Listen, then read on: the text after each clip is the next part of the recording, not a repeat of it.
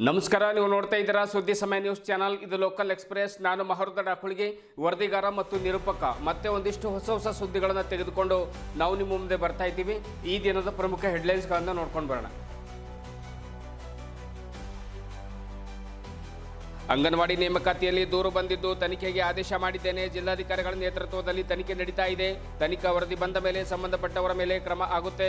Merit ಬಿಟ್ಟು ಆಯ್ಕೆ ಮಾಡಿದರೆ ಕ್ರಿಮಿನಲ್ ಮೊಕದ್ದಮೆ ಹಾಕಲಾಗುವುದು. ಸಚಿವ ಈಶ್ವರ್ ಖಂಡ್ರೆ ಪ್ರತಿಕ್ರಿಯೆ. ಬಿಸಿಲಿನ ಧಗೆಗೆ ಸೋತ ಜನತೆಗೆ ತಂಪೆರೆದ ವರುಣರಾಯ. ನಗರದ ಹಲವೆಡೆ ಗುಡುಗು ಮಿಂಚು ಸಮೇತ ಭಾರೀ ಮಳೆ. ಹಲವು ಕಡೆ ಜನಜೀವನ ಅಸ್ತವ್ಯಸ್ತ. ಕೆಲವು ಕಡೆ ರಸ್ತೆ ಮೇಲೆ ನೀರು ಹರಿದ ಕಾರಣ ಸಂಚಾರ ಕೂಡ ಅಸ್ತವ್ಯಸ್ತ. ಅಣ್ಣಭಾವು ಸಾಠೆ ಟ್ರಸ್ಟ್ ವತಿಯಿಂದ ಭಾಗ್ಯವಿಧಾತ ಕವನ ಸಂಕಲನ ಬಿಡುಗಡೆ. ಸಂವಿಧಾನದ ಮೇಲೆ ಬೆಳಕು ಚೆಲ್ಲಿದ ಪ್ರಥಮ ಕವನ ಸಂಕಲನ ಭಾಗ್ಯವಿಧಾತ ಕಾವ್ಯಶ್ರೀ ಮಹಾಗಾಂವ್ಕರ್. ಜನರ ತುಡಿತ ಭಾವನೆಗಳು ಕವನಗಳಲ್ಲಿವೆ. ಎಂಎಸ್ ಮನೋಹರ್. ತಾಲೂಕು ಕನ್ನಡ ಸಾಹಿತ್ಯ ಪರಿಷತ್ತಿನ ವತಿಯಿಂದ ಔರಾದ್ನಲ್ಲಿ ಜರುಗಿದ ತಾಲೂಕು ಪದಾಧಿಕಾರಿಗಳ ಪದಗ್ರಹಣ ಸಮಾರಂಭ. ನೂತನ ಅಧ್ಯಕ್ಷರಿಗೆ ಧ್ವಜ ಹಸ್ತಾಂತರ ಮಾಡಿದ ಡಾಕ್ಟರ್ ಶಾಲಿವಾನ್ ಉದ್ಗಿರೆ. ಔರಾದ್ ಗಡಿ ಭಾಗದಲ್ಲಿ ಕನ್ನಡ ಕಟ್ಟುವ ಕೆಲಸ ಆಗಬೇಕಾಗಿದೆ ಎಂದು ಅಭಿಪ್ರಾಯ ತಿಳಿಸಿದ ಹಲವು ಮುಖಂಡರು. ಬುಧವಾರ ಸುರಿದ ಧಾರಾಕಾರ ಅವಖಳಿ ಮಳೆ ಹಾಗೂ ಗಾಳಿಗೆ ಲಕ್ಷಾಂತರ ರೂಪಾಯಿ ಪಪ್ಪಾಯಿ ನಾಶ. ಕೈಗೆ ಬಂದ ತುತ್ತು ಬಾಯಿಗೆ ಬರಲಿಲ್ಲ ಎಂಬಂತೆ ರೈತ ಕಂಗಾಲು. ಚಿಟುಕುಪ್ಪ ನಿವಾಸಿ ರೆಹಮಾನ್ ಸಾಬ್ ಸರ್ಕಾರ ಪರಿಹಾರ ನೀಡಬೇಕೆಂದು ಒತ್ತಾಯ. ಇಂದಿನ ಒಂದಿಷ್ಟು ವಾರ್ತೆಗಳ ವಿವರಗಳನ್ನು ನೋಡ್ಕೊಂಡು ಬರೋಣ. ಇತ್ತೀಚೆಗೆ ಅಂಗನವಾಡಿ ಸಹಾಯಕಿ ಹುದ್ದೆಗೆ ಲಂಚದ ಬೇಡಿಕೆ ಇಟ್ಟ ಆರೋಪದ ಕುರಿತು ಅರಣ್ಯ ಜೀವಿಶಾಸ್ತ್ರ ಪರಿಸರ ಹಾಗೂ ಬೀದರ್ ಜಿಲ್ಲಾ ಉಸ್ತುವಾರಿ ಸಚಿವರಾದ ಈಶ್ವರ್ ಖಂಡ್ರೆ ಅವರು ಅವರಿಗೆ ಜಿಲ್ಲಾ ಉಸ್ತುವಾರಿ ಸಚಿವ ಖಂಡ್ರೆ ಅವರಿಗೆ ಪತ್ರಕರ್ತರು ಪ್ರಶ್ನೆ ಮಾಡಿದಾಗ ತಮ್ಮ ಖಡಕ್ ಮಾತಿನ ಮೂಲಕವೇ ಭ್ರಷ್ಟಾಚಾರ ಎಸಗಿದವರಿಗೆ ತಕ್ಕ ಉತ್ತರ ನೀಡಿದ್ದಾರೆ. ಅಂಗನವಾಡಿ ಸಹಾಯಕಿ ಹುದ್ದೆಗೆ ಲಂಚದ ಬೇಡಿಕೆ ಆರೋಪ ಕೇಳಿ ಬಂದ ಹಿನ್ನೆಲೆಯಲ್ಲಿ ಬೀದರ್ನಲ್ಲಿ ಸಚಿವ ಈಶ್ವರ್ ಖಂಡ್ರೆ ಪ್ರತಿಕ್ರಿಯೆ ನೀಡಿದ್ದಾರೆ. ಅಂಗನವಾಡಿ ನೇಮಕಾತಿಯಲ್ಲಿ ದೂರು ಬಂದಿದ್ದು ತನಿಖೆಗೆ ಈಗಾಗಲೇ ಆದೇಶ ಮಾಡಿದ್ದೇನೆ. ಜಿಲ್ಲಾಧಿಕಾರಿಗಳ ನೇತೃತ್ವದಲ್ಲಿ ಈಗಾಗಲೇ ತನಿಖೆ ನಡೀತಾ ಇದೆ. ತನಿಖಾ ವರದಿ ಬಂದ ಮೇಲೆ ಸಂಬಂಧಪಟ್ಟವರ ಮೇಲೆ ಕ್ರಮ ಆಗುತ್ತೆ ಎಂದು ಸಚಿವರು ತಿಳಿಸಿದ್ದಾರೆ. ಸಾರ್ವಜನಿಕರು ಭ್ರಷ್ಟಾಚಾರಕ್ಕೆ ಆಸ್ಪದ ಕೊಡಬೇಡಿ. ವಿನಾಕಾರಣ ನಿಮ್ಮ ದುಡ್ಡನ್ನು ಯಾರಿಗೂ ಕೂಡ ಕೊಡಬೇಡಿ. ಮೆರಿಟ್ ಆಧಾರದ ಮೇಲೆ ನೇಮಕಾತಿ ನಡೆಯುತ್ತೆ. ಮೆರಿಟ್ ಬಿಟ್ಟು ಆಯ್ಕೆ ಮಾಡಿದರೆ ಕ್ರಿಮಿನಲ್ ಮೊಕದ್ದಮೆಯನ್ನು ಹೂಡಲಾಗುವುದು ಎನ್ನುವಂಥ ಮಾತನ್ನು ಹೇಳಿದರು. ನೇಮಕಾತಿ ಅಕ್ರಮದಲ್ಲಿ ಯಾರೇ ಇದ್ರೂ ಕೂಡ ಬಿಡುವ ಪ್ರಶ್ನೆ ಇಲ್ಲ. ಸಾರ್ವಜನಿಕರು ಭ್ರಷ್ಟಾಚಾರಕ್ಕೆ ಯಾವುದೇ ಕಾರಣಕ್ಕೂ ಕೂಡ ಆಸ್ಪದವನ್ನು ಕೊಡಬಾರದು ಅನ್ನುವಂಥ ಮಾತನ್ನು ಸಚಿವ ಈಶ್ವರ್ ಖಂಡ್ರೆ ಹೇಳಿದರು.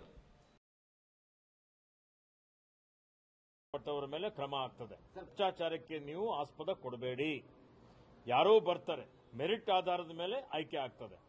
ಮೆರಿಟ್ ಆಧಾರದ ಮೇಲೆ ಆಯ್ಕೆ ಆಗಿದ್ದು ಯಾರಾದರೂ ಆಯ್ಕೆ ಆಗಿದ್ದಂತ ಪ್ರತಿ ಇಟ್ಕೊಂಡು ಬ್ಲಾಕ್ ಮೇಲ್ ಮಾಡಲಿಕ್ಕೆ ಮಧ್ಯವರ್ತಿಗಳಿರ್ಬೋದು, ಅಧಿಕಾರಿಗಳಿರ್ಬೋದು, ರಾಜಕಾರಣಿಗಳಿರ್ಬೋದು. ಅದಕ್ಕೆ ಯಾರು ಇಂಬು ಕೊಡೋದು ಬೇಡ, ಸಹಕಾರ ಮಾಡೋದು ಬೇಡ. ನಿಮ್ಮ ದುಡ್ಡು ವಿನಾಕಾರಣ ಯಾರಿಗೂ ಕೊಡಲಿಕ್ಕೆ ಹೋಗಬೇಡಿ. ಹಿಂದೆನೂ ಮಾಧ್ಯಮದಲ್ಲಿ ನಾನು ಹೇಳಿದ್ದೇನೆ, ಮೆರಿಟ್ ಬಿಟ್ಟು ರೋಸ್ಟರ್ ಬಿಟ್ಟು ಹೋಗೋದಿಲ್ಲ. ಯಾರಾದರೂ ಆ ರೀತಿ ಹೋಗಿದ್ರೆ ಅವ್ರ ಮೇಲೆ ಕ್ರಿಮಿನಲ್ ಮೊಕದ್ದಮೆ ಹಾಕ್ತೀವಿ. ಎಚ್ಚರಿಕೆ ಕೊಡ್ತಾ ಇದ್ದೇನೆ. ಯಾರೇ ಇರಲಿ, ಈ ನೇಮಕಾತಿಯಲ್ಲಿ ಯಾರು ಅಕ್ರಮ ಮಾಡ್ತಾರೆ ಅವ್ರು ಯಾರಿಗೂ ಬಿಡೋದಿಲ್ಲ.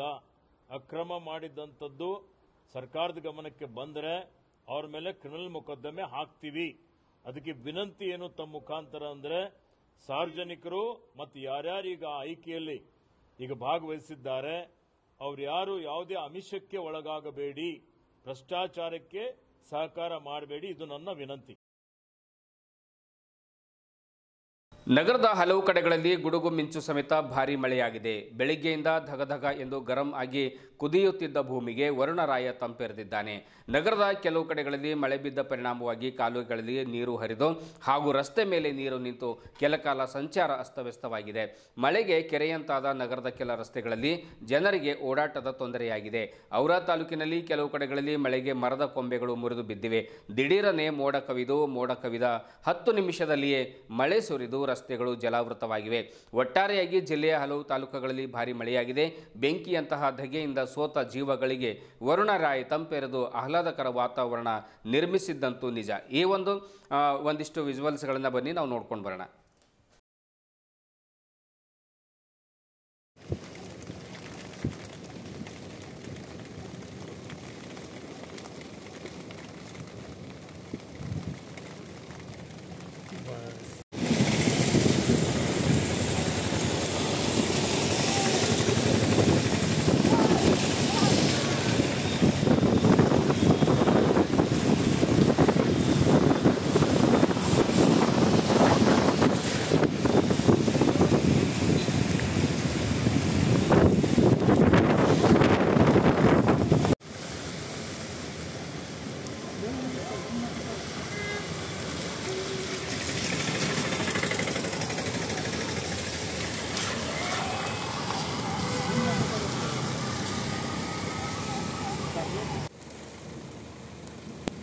शायद हो सकता है उन्होंने भी इसलिए नहीं करे, उन लोग ग्रुप में नहीं।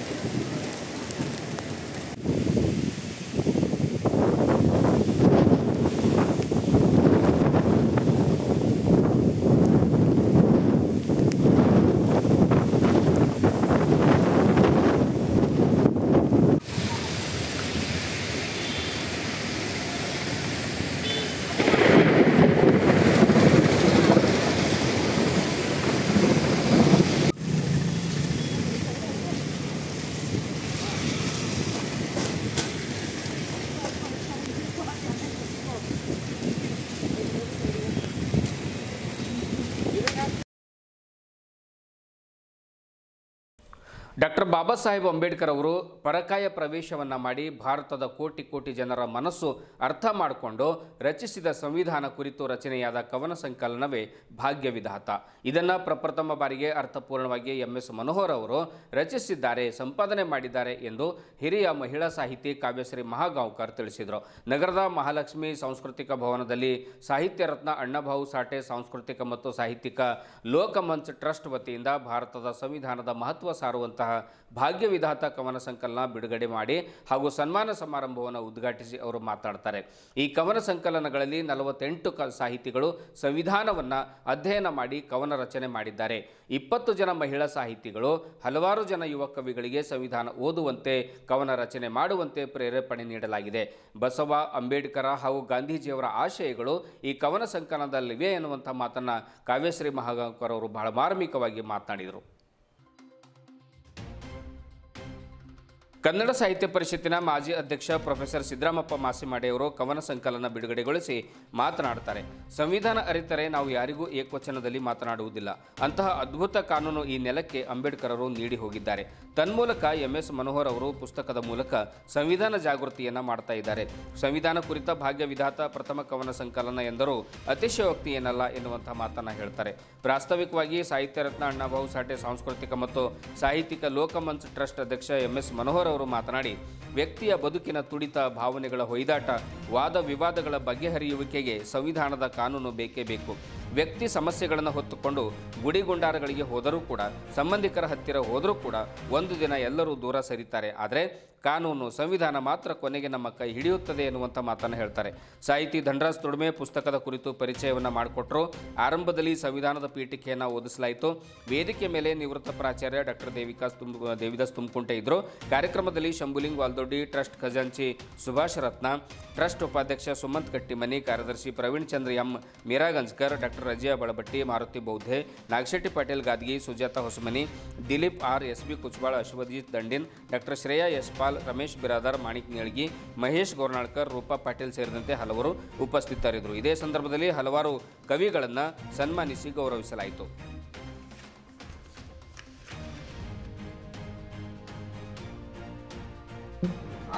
ಅಧಿಕಾರವನ್ನ ಸ್ವೀಕಾರ ಮಾಡಬೇಕಾದ್ರೆ ಸಂವಿಧಾನಕ್ಕೆ ಅವರು ಕೊಟ್ಟಂತ ಒಂದು ಗೌರವ, ಅವರೊಳಗಿದ್ದಂತ ಶ್ರದ್ಧೆ, ಆಮೇಲೆ ರಾಹುಲ್ ಗಾಂಧಿ ಅವರು ಸಂವಿಧಾನದ ಒಂದು ಸಣ್ಣ ಪುಸ್ತಕವನ್ನು ಯಾವಾಗಲೂ ಜೊತೆಲಿ ಇಟ್ಕೊಂಡು ಹೋಗೋದು, ಹೀಗೆಲ್ಲ ಮಾಡೋದ್ರಿಂದ ಅದು ಆರಂಭದ ಹಂತ ಅಂತ ನನ್ನ ತಿಳುವಳಿಕೆಗೆ ಬಂದ ಹಾಗೆ ಅದು ಎಲ್ಲರ ಒಳಗೂ ಒಂದು ರೀತಿಯ ಜಾಗೃತಿಯನ್ನ ಮೂಡಿಸಿದೆ.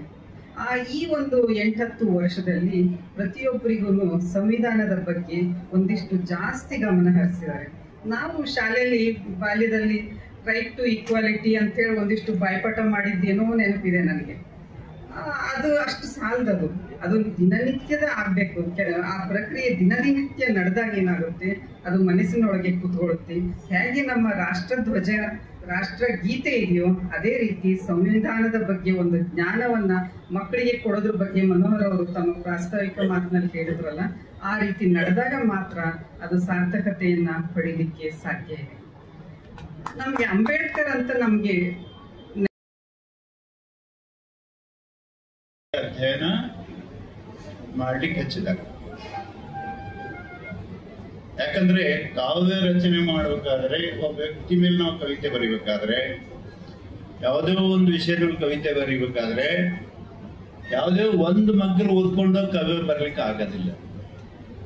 ನಾವು ಅಂಬೇಡ್ಕರ್ ಕುರಿತು ಕವಿತೆ ಬರೀರಿ, ಬಸವಣ್ಣವ್ರ ಕುರಿತು ಕವಿತೆ ಬರೀರಿ, ಬುದ್ಧರ ಕುರಿತು ಕಾವ್ಯ ಬರೀರಿ, ಅವರ ಎಲ್ಲ ಯೋಚನೆಗಳು, ವಿಚಾರಗಳು, ಅವ್ರ ಬದುಕು, ಅವ್ರ ಜೀವನ, ಯಾವ ಕಾಲಘಟ್ಟದಲ್ಲಿ ಅವ್ರು ಬದುಕಿದ್ರು ಅಷ್ಟೆಲ್ಲ ಆಳವಾಗಿ ಅಧ್ಯಯನ ಮಾಡಿದ ಮೇಲೆ ಒಂದು ಕೃತಿ ಹೊರಬರ್ತು, ಒಂದು ಅಪರೂಪದ ಕೃತಿಯ ಹೊರಬರ್ತು. ಇದು ಹೀಗೆ ಮಾಡ್ಲಿಕ್ಕೆ ಹಚ್ಚೋದಿದ್ದು.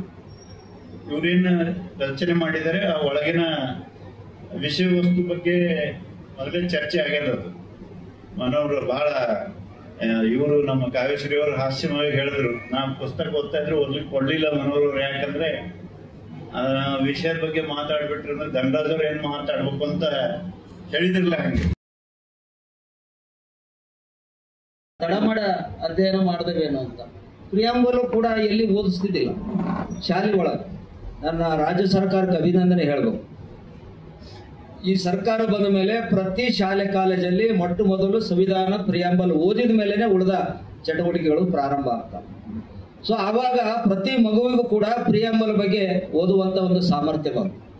ನಾವು ಸಂವಿಧಾನದ 75 ವರ್ಷದ ಅವಧಿ ಆದಮೇಲೆ ಸುಮಾರು 1,000 ನಮ್ಮ ಟ್ರಸ್ಟಿನಿಂದ ಈ ಪ್ರಮಾಣ ಪತ್ರವನ್ನ ಅವು ಪ್ರಿಂಟ್ ಮಾಡಿ ಮುದ್ರಿತ ಮಾಡಿ ಸಂವಿಧಾನ ಪೀಠಿಕೆಯನ್ನ ಯಾರು ಬೈಪಾಟ್ ಮಾಡ್ತಾರೋ, ಯಾರು ಭಯ ಇಟ್ಟು ಹೇಳ್ತಾರೋ ಅವರಿಗೆ ಪ್ರಮಾಣ ಪತ್ರವನ್ನು ಕೊಟ್ಟಿದ್ದೀವಿ, 1,000 ಪ್ರಮಾಣ ಪತ್ರಗಳು. ಸೊ ನಮ್ಮ ಉದ್ದೇಶ ಏನಂದ್ರೆ ಯಾವ ಕಾನೂನು ಬಗ್ಗೆನೇ ನಮಗೆ ಅರಿವಿಲ್ಲ, ಅದರ ವ್ಯಾಪ್ತಿ ಒಳಗಡೆನೆ ನಾವು ಬದುಕ್ತಾ ಇದ್ದೀವಿ. ನಮ್ಮ ಕಷ್ಟಗಳು ಬಂದಾಗ ಗುಡಿ ಗುಂಡಾರಕ್ಕೆ ಹೋಗ್ತೀವಿ, ನೆಂಟರಿನೆಲ್ಲರಿಗೆ ಹೋಗ್ತೀವಿ, ಬಂಧು ಬಳಕ್ಕೆ ಹೋಗ್ತೀವಿ, ಜಾತಿ ಅಂತ ಹಿಡ್ಕೊಂಡು ಹೋಗ್ತೀವಿ. ಅದ್ರ ಕೊನೆಗೆ ಅವ್ರು ಯಾರು ಉಳಿಯೋದಿಲ್ಲ. ಸಂವಿಧಾನದಲ್ಲಿರುವಂತಹ ಕಾನೂನುಗಳು ಮಾತ್ರ ನಮ್ಮ ರಕ್ಷಣೆ ಕೊಡ್ತಾವಂತ ಅರಿವು ನಮಗೆ ಬಂದಿರೋದ್ರಿಂದ ಈ ಕವನ ಸಂಕಲನವನ್ನ ಇದು ಮೊಟ್ಟ ಮೊದಲ ಪ್ರಯತ್ನ. ಹಾಗಾಗಿ ಈ ಪ್ರಯತ್ನಕ್ಕೆ ಸುಮಾರು ಜನ ಔರಾದ್ ಬಿ ಪಟ್ಟಣದ ಸಾಯಿ ಕಲ್ಯಾಣ ಮಂಟಪದಲ್ಲಿ ತಾಲೂಕು ಕನ್ನಡ ಸಾಹಿತ್ಯ ಪರಿಷತ್ತು ಒಂದು ತಾಲೂಕು ಪದಾಧಿಕಾರಿಗಳ ಪದಗ್ರಹಣ ಕಾರ್ಯಚಟುವಟಿಕೆಗಳ ಉದ್ಘಾಟನಾ ಸಮಾರಂಭ ಜರುಗಿತು. ಬಾಲ್ಕಿ ಹಿರೇಮಠ್ ಸಂಸ್ಥಾನದ ಪೂಜ್ಯ ಗುರುಬಸವ ಪಟ್ಟದೇವರು ಕಾರ್ಯಕ್ರಮದ ದಿವ್ಯ ಸಾನ್ನಿಧ್ಯವನ್ನು ವಹಿಸಿದರು. ತಾಲೂಕು ಕನ್ನಡ ಸಾಹಿತ್ಯ ಪರಿಷತ್ತಿನ ನಿಕಟಪೂರ್ವ ಅಧ್ಯಕ್ಷ ಡಾಕ್ಟರ್ ಶಾಲಿವಾನ್ ಉದ್ಗಿರೆ ನೂತನ ಅಧ್ಯಕ್ಷ BM ಅಮರವಾಡಿ ಅವರಿಗೆ ಧ್ವಜ ನೀಡುವ ಮೂಲಕವಾಗಿ ಅಧಿಕಾರವನ್ನು ಹಸ್ತಾಂತರ ಮಾಡ್ತಾರೆ. ವೇದಿಕೆ ಮೇಲೆ ಶಾಸಕ ಪ್ರಭು ಚವ್ಹಾಣ್, ಕರ್ನಾಟಕ ಜಾನಪದ ಅಕಾಡೆಮಿ ಸದಸ್ಯ ವಿಜಯಕುಮಾರ್ ಸೋನಾರೆ, ಕನ್ನಡ ಸಾಹಿತ್ಯ ಪರಿಷತ್ತಿನ ಅಧ್ಯಕ್ಷ ಸುರೇಶ್ ಚನ್ಶೆಟ್ಟಿ, ತಾಲೂಕು ಕನ್ನಡ ಸಾಹಿತ್ಯ ಪರಿಷತ್ತಿನ ಅಧ್ಯಕ್ಷ BM ಅಮರವಾಡಿ, ಔರಾದ್ ಬಿ ಪಟ್ಟಣ ಪಂಚಾಯತ್ ಅಧ್ಯಕ್ಷರಾದ ಸರುಬಾಯಿ ಘೋಳೆ, ತಹಸೀಲ್ದಾರರಾದ ಮಹೇಶ್ ಪಾಟೀಲ್, ಕ್ಷೇತ್ರ ಶಿಕ್ಷಣಾಧಿಕಾರಿ BJ ರಂಗೇಶ್, ಜಿಲ್ಲಾ ಕಸಾಪ ಗೌರವ ಕಾರ್ಯದರ್ಶಿ ಶಿವಕುಮಾರ್ ಕಟ್ಟೆ ಸೇರಿದಂತೆ ಇನ್ನು ಅನೇಕ ಜನ ಕಸಾಪ ಪದಾಧಿಕಾರಿಗಳು, ಮುಖಂಡರು, ಯುವಕರು, ಹಿರಿಯರು, ಮಹಿಳೆಯರು ಈ ಒಂದು ಕಾರ್ಯಕ್ರಮದಲ್ಲಿ ಪಾಲ್ಗೊಂಡಿದ್ದರು.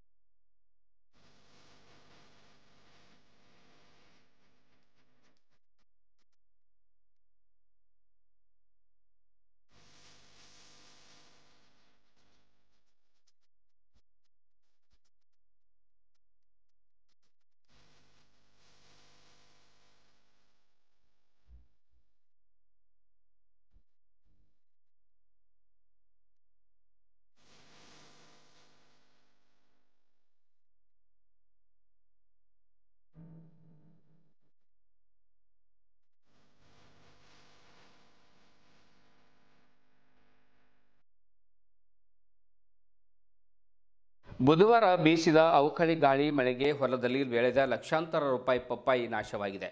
ಸಾಲ ಶೋಲ ಮಾಡಿ ತನ್ನ ಹೊಲದಲ್ಲಿ ಲಕ್ಷಾಂತರ ರೂಪಾಯಿ ವಿನಿಯೋಗಿಸಿ ಪಪ್ಪಾಯಿ ಬೆಳೆದಿದ್ದ ರೈತನಿಗೆ ಬುಧವಾರ ಸಾಯಂಕಾಲ ಬೀಸಿದ ಅವಕಳಿ ಗಾಳಿ ಮಳೆಗೆ ಸಂಪೂರ್ಣ ಪಪ್ಪಾಯಿ ನೆಲಕಚ್ಚಿದ್ದು ರೈತನ ಮೇಲೆ ಆಕಾಶವೇ ಕಳಚಿ ಬಿದ್ದಂತಾಗಿದೆ.